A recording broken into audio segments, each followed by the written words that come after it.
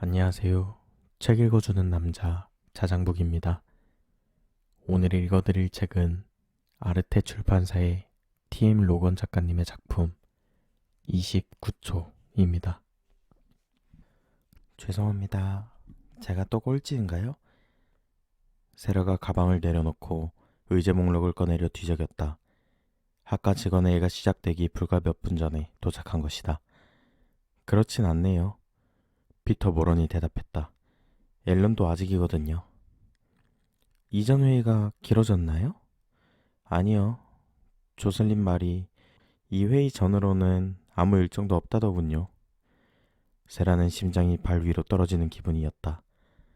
어제 오후와 저녁 내내 지역 뉴스 웹사이트를 샅샅이 뒤지고 라디오 뉴스에 귀를 기울이며 강에서 끌어올린 시체에 대해 더 알아내려 했다. 하지만 아직 신원 확인이 나온 건 없었고 이내 세라는 시체의 주인은 러브록이 아니라고, 그저 우연의 일치일 뿐이라고, 시체는 불시에 끝을 맞이한 다른 불운한 사람일 것이라고 자신을 납득시키기에 이르렀다. 그런데 세라는 러브록이 직원회의에 늦는 사람인 줄은 몰랐다. 그의 학과에서 일한 지난 2년간 그가 늦은 모습을 단 한 번도 본 적이 없었다. 그의 바리톤 목소리가 학과 회의를 지배했기에, 사실 세라가 그와 함께 들어간 모든 회의를 지배했기에 그의 부재는 회의 진행에 큰 구멍을 남길 터였다. 그는 보통 늦어도 8시에는 연구실 책상 앞에 앉아서 마구 이메일을 발송하고 시차가 큰 곳에 있는 공동 연구진들과 스카이프를 했다. 오늘 9시 30분을 몇 분 남겨둔 지금 그가 앉을 회의실 탁자의 상석이 아직 비어 있었다. 어쩌면 오늘이 그날일지도 몰라. 세라가 생각했다. 서로 모순되는 감정들이 속에서 충돌했다. 며칠간 커져온 소름 끼치는 불길한 예감은 이제 꼿꼿이 고개를 들고 일어나 다른 모든 것을 막아서고 있었다. 그나마 억지로 겨우 먹은 아침이 속에서 굴러다녔다. 주위에서 사람들이 가벼운 대화를 나누고 있었지만 세라에게 들리는 것은 어제 아침 TV에서 기자가 했던 말뿐이었다. 시신은 50대 중반 남성으로 보이며 오늘 아침에 개를 산책시키던 한 시민이 발견. 모런이 세라에게 의제 목록을 건넸다. 물속에 적어도 하루 동안 있었던 것으로. 세라, 무슨 일 있나요? 좀 창백해 보이는데? 연락도 없었나요? 경찰은 이 죽음에 수상한 점이 있다고 보고 아직 없네요. 조셀린이 전화해봤대요? 안 받나 봐요. 죽은 남성의 신원을 확인하는 데 집중하고 좀 더 기다려봐야 하지 않을까요? 모런이 대꾸 없이 끙 하는 소리를 내더니 자신의 휴대폰을 집어들어 메시지를 확인하고는 다시 내려놓았다. 마리가 탁자 건너편에서 세라에게 안쓰러운 표정을 지어 보이며 마치 괜찮아? 라고 묻는 듯 눈썹을 치켜세웠다. 세라는 고개를 끄덕였고 마리에게 경직된 미소를 보냈다. 속이 울렁거렸다. 모론이 목을 가다듬었다. 이제 시작해볼까요? 앨런은 곧 오겠죠. 또 불참한 사람은 없나요? 모런이 탁자를 빙 둘러보며 얼굴을 살폈다. 앨런뿐인 것 같습니다. 누군가 말했다. 좋습니다. 모런은 무언가를 적어두었다. 첫 번째로 논의할 사항은 1월 시험권입니다. 세나는 모런의 말에 집중하려 했지만 불가능한 일이었다. 러브록은 결코 늦는 법이 없었다. 몇 분 후 세라는 아래로 손을 뻗어 가방에서 휴대폰을 꺼냈다. 휴대폰을 무릎 위에 올려두고 모런의 눈에 띄지 않도록 조심하면서 강에서 발견된 시체가 올린 뉴스를 검색했다. 어쩌면 벌써 신원을 확인했을지도 모른다. 그렇다면 곧 언론은 그의 이름으로 도배될 것이다. SNS도. 어쩌면 세라가 여기 모두에게 소식을 전해야 할지도 모른다. 그의 시체가 발견됐다고. 그가 죽었다고. 안 돼. 세라는 자연스럽게 해낼 자신이 없었다. 목소리에서 티가 날 게 분명했다. 마치 아무 일도 없었던 듯 가만히 있다가 늘 그렇듯 소식이 저절로 새어나가도록 내버려 두는 게 나았다. 아마 곧 학과 전체에, 대학 전체에 소식이 퍼지게 될 것이다. 시간 문제였다. 평소처럼 행동해. 세라가 생각했다. 그저 다를 것 없는 주중 아침인 듯. 악마와의 거래가 성공하지 않은 것처럼 행동해. 세라가 다시 한번 새로 고침을 눌렀지만 휴대폰은 웹페이지를 불러오지 못했다. 이 건물에는 신호가 잘 잡히지 않는 곳이 군데군데 있었는데 러브록의 연구실이 그중 하나였다. 세라는 휴대폰을 다시 잠그고 가방에 넣었다. 다른 누가 소식을 전할 수도 있었다. 그게 나을 것 같았다. 어쩌면 지금 조셀린이 통화 중일 수도 있었다. 경찰이 대기실에서 기다리고 있을지도 몰랐다. 엄숙한 표정을 한 형사 2명이 앉아있고 건물 바로 앞에는 경찰차가 세워져 있어 학생 모두가 보게 될지도 몰랐다.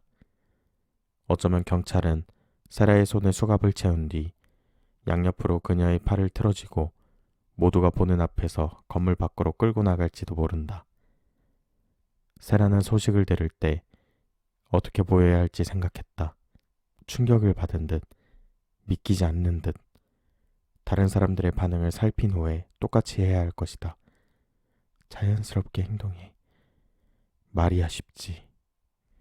대기실 문이 벌컥 열렸다. 모두의 시선이 향한 곳에서 비와 땀과 차가운 11월 공기의 냄새와 함께 앨런 러브록이 부산설에 들어오고 있었다. 세라는 그날 하루를 안도의 파도를 타며 보냈는데 너무 거세어 어지러울 정도였다. 예전 삶을 되찾을 수 있다는 모순한 사실을 넘어선 어느 것에라도 집중하려 했었다. 모두 오해였어. 사기극이었나? 볼코프가 말한 바와 달리 그는 누구도 사라지게 하지 않았다. 바로 여기, 전과 다름없이 앨런 러브록이 있으니까. 세라는 자신의 인생을 되찾게 된다. 예전 삶을. 그 이면은 생각하려 하지 않았다.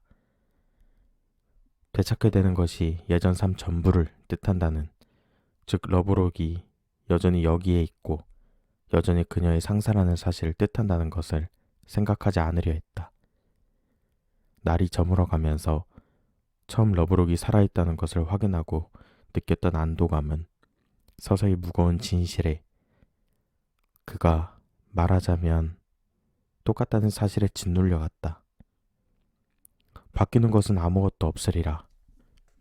그는 세라의 승진을 받고 해고를 들먹이며 협박하고 처벌을 피해갈 수 있기만 한다면 언제든지 그녀를 성희롱할 것이다. 그를 멈추기에 세라는 여전히 무력했다.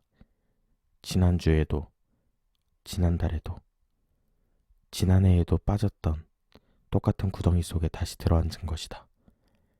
다시 원점으로 돌아왔다. 다음 날 아침 세라는 연구실에 앉아서 벌써 3번째로 온라인 BBC 뉴스를 읽었다. 경찰은 지난 일요일 리강에서 발견된 남성 시신의 신원이 56세 브라이언 가넷이라고 밝혔다. 일정한 거주지가 없는 가넷 씨는 월섬스토어에 있는 한 노숙인 쉼터에서 발견된 것을 마지막으로 일주일 이상 실종 상태였다. 그의 시신은 피케치 수문에서 발견되었는데 며칠간 물속에 있었던 것으로 보인다. 검시는 내일 개시될 예정이다. 경찰은 가넷 씨의 사망 직전 행방을 밝혀줄 제보를 기다리고 있다. 에마 샤프 경사는 우리가 그의 마지막 행적의 퍼즐을 맞출 수 있도록 브라이언을 알거나 지난 2주 사이의 어느 시점에라도 그를 목격한 사람은 꼭 나서주기를 부탁드린다. 브라이언은 런던 북부의 노숙인 쉼터 여러 곳에서 잘 알려진 사람이며 실종 당일에 술을 마시고 있었을 수도 있다 라고 말했다. 세라는 구글 지역 주간지 가제트를 검색해 보았다.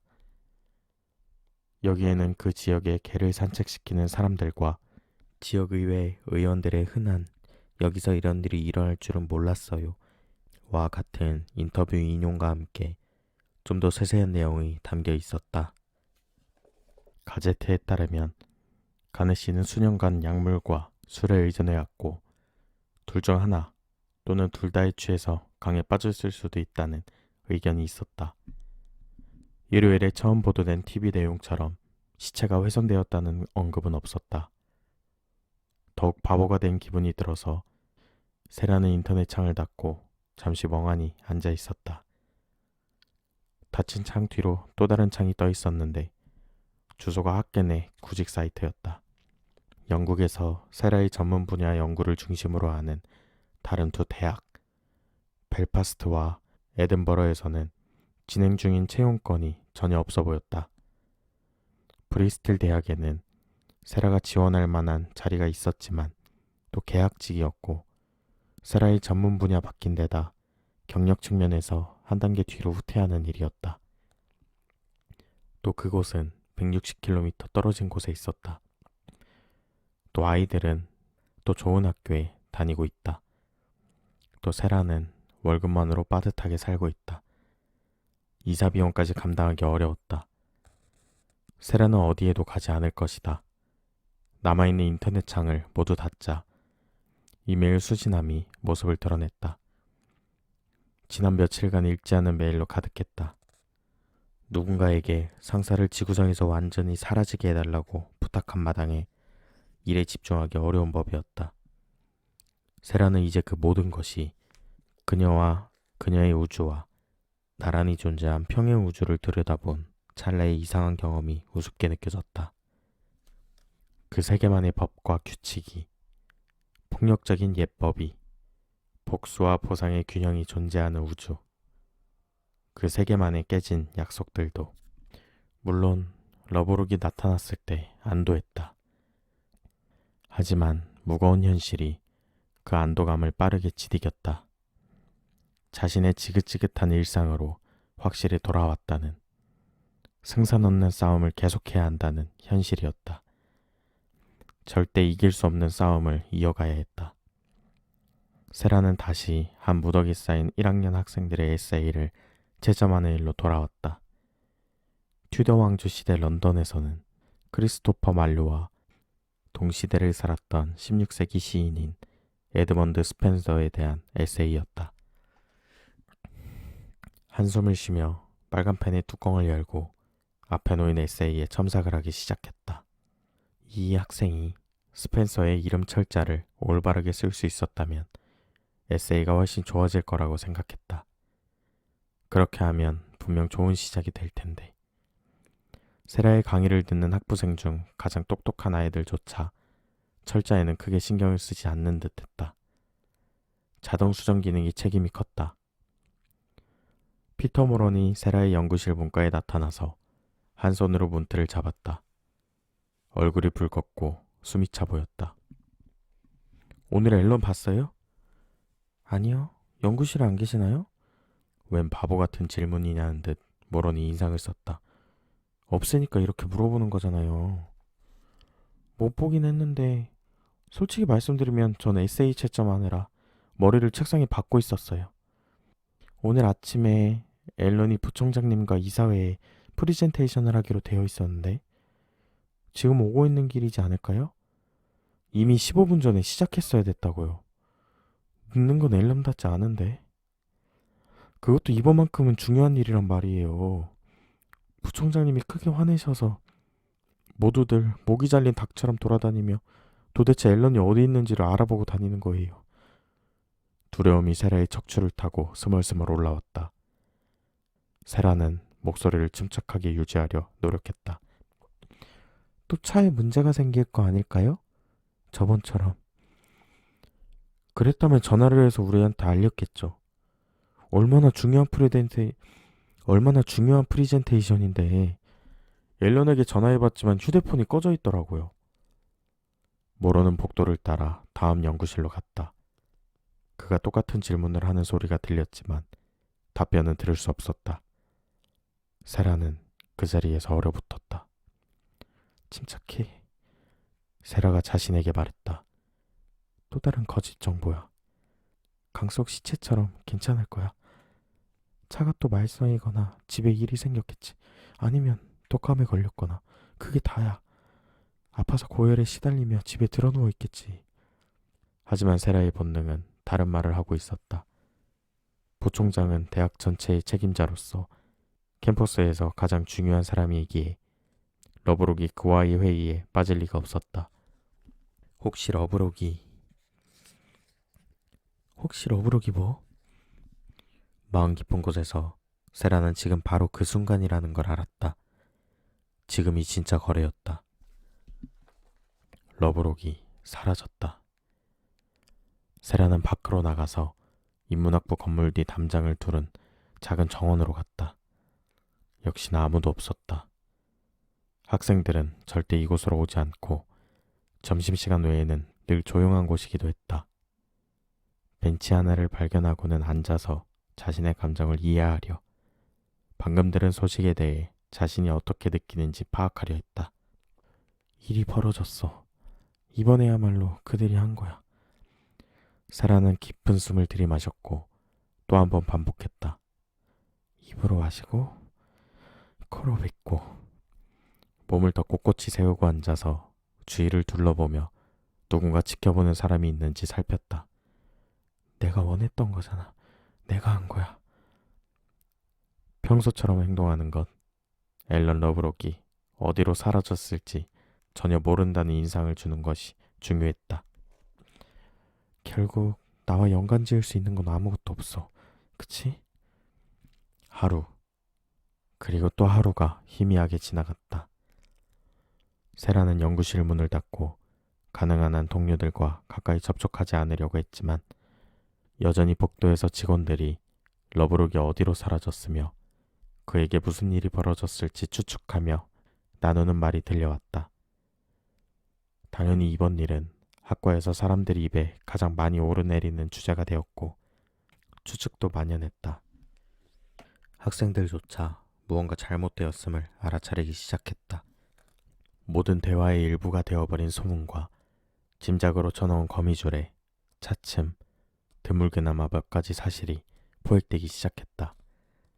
화요일 아침, 러브록은 늘 나오던 시간에 집을 나섰고 아내의 주장에 따르면 그는 평소와 다름없는 모습이었다고 한다. 하지만 그는 대학에 도착하지 않았다. 집과 직장 사이 어디쯤에서 실종되었고 48시간이 지난 지금까지 그를 본 사람은 아무도 없었다. 차도 함께 사라졌으며 휴대폰은 전원이 꺼져 있거나 배터리가 나갔다. 사실상 그는 지구상에서 완전히 사라진 것과 마찬가지였다. 동료가 이런 이야기를 하는 것을 들을 때마다 세라는 위가 쥐어짜이는 듯했다. 밤이면 몇 시간을 잠들지 못하고 뒤척였고 같은 생각을 계속해서 되풀이했다. 내가 한 거야. 내가 했어. 내가 했다고. 목요일 아침, 세라가 강의를 마치고 돌아왔을 때 학부대에 이상하고도 격양된 분위기가 감돌고 있었다. 세라는 바로 느낄 수 있었다. 긴장감이 감돌고 연구실 문은 다 열려있고 서로 속닥거리며 뒤를 힐끗 내다보고 아무도 자기 책상 앞에 앉지 않고 삼삼오오 모여서 조용히 말하며 휴대폰을 확인하고 있었다. 세라는 문이 열려있는 러브록의 연구실을 지날 때 걸음을 늦추었다. 조셀린 스티어가 유일한 예외인 듯했다. 책상에 앉아서 척척 타이핑하는 그녀는 여느 때처럼 차가운 무관심의 가면을 쓰고 있었다. 세라는 가슴이 죄이는 느낌을 받으며 걷다가 계단 위에서 마리와 마주쳤다. 마리는 불안해 보였다. 무슨 일이야? 세라가 말했다. 무슨 일 있었어? 마리가 뒤를 힐끗 내다보더니 세라에게 가까이 몸을 기울이고는 조용히 말했다. 윗선들이 다 모여서 회의하고 있어. 인사부와 대외협력팀, 보안팀과 법률팀의 책임자들이 다 모였어. 벌써 1시간째야. 세라는 지금 상황에 맞게 들릴 만한 적당한 반응을, 결백한 반응을 찾아 더듬거렸다. 무슨 일로? 장난하니? 마리가 쏘아붙였다. 다들 하는 얘기가 뭐겠어. 당연히 헬런 이야기지. 돌아왔대? 연락이 된 거야? 다 해결됐으면 저렇게 학교 본부가 회의하고 있진 않을 것 같은데. 안 그래?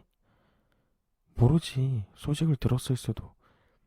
경찰로부터라고 말할 뻔했지만 다행히 제때 말을 멈추었다. 어디서 소식을 들어? 나야 모르지. 부인한테? 세라가 다시 말을 하려는데 조너선 클리프턴이 회의실 중 한 곳에서 나와 60대 초반으로 보이는 육중한 몸짓의 백발 남자와 열심히 대화를 나누었다. 세라는 그 남자를 학보 기사에서 봤던 기억이 어렴풋이 났다. 그는 부총장보로 대학의 최고 의사결정권자인 총장단 6명 중 한 명에 속했다. 기획처장인 피터 보런과 몇 명이 그의 뒤를 바짝 따랐다. 모두 곤혹스러운 듯 경직된 표정이었다. 세라와 마리가 서로 시선을 주고받은 뒤 서둘러 복도를 따라 휴게실로 들어갔다. 더 많은 직원들이 차나 커피가 담긴 머그잔을 들고 모여 있었다. 무슨 일이에요? 마리가 말했다. 모여있던 사람들의 시선이 모두 다이애나 카퍼에게로 쏠렸다. 그녀는 학관의 또 한 명의 강사였다. 차가 발견됐대요. 앨런의 차가. 뭐라고요? 세라가 자신도 모르게 말했다. 어디서요? 엔필드의 어떤 저수지 앞에 앨런이 몰던 벤츠차가 세워져 있는 걸 경찰들이 발견했대요. 산업단지 뒤쪽으로요. 어머나. 마리가 조용히 말했다. 제가 검색해봤는데요. 다른 사람이 자신의 휴대폰 화면을 손가락 2개로 스크롤하며 말했다. 여기랑 앨런 집 사이에 중간쯤 되는 곳이라네요. 좀 돌아가는 길이긴 하지만 앨런이 출근하는 경로에 있어요. 앨런은 캠퍼스로 오는 길에 사라진 거네요. 그렇죠? 그쵸? 마리가 말했다. 네.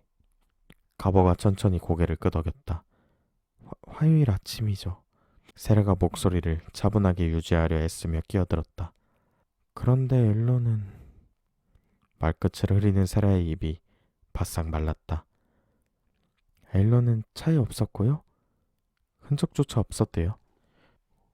어쩌면 저수지 속에 있을지도 몰라요. 누군가 거의 속삭이듯 말했다. 모두들 잠시 침묵하며 여러 가능성을 머릿속에 떠올렸다. 세라의 마음은 다른 방향으로 내달렸다. 일부러 그랬나? 경찰을 따돌리려는 술책인가? 그게 단가? 앨런과 관련하여 경찰이 찾게 되는 건 벤츠로 끝인 건가? 경찰이 저수지도 수색한대요? 마리가 침묵을 깼다. 다이버를 동원해서요? 모르죠. 확인해봤는데 뉴스에 그런 내용은 없네요. 카퍼가 말했다. 빌어먹을. 느낌이 안 좋네요. 안 그래요? 또 다른 목소리가 말했다. 차가 발견된 건 어떻게 하셨어요?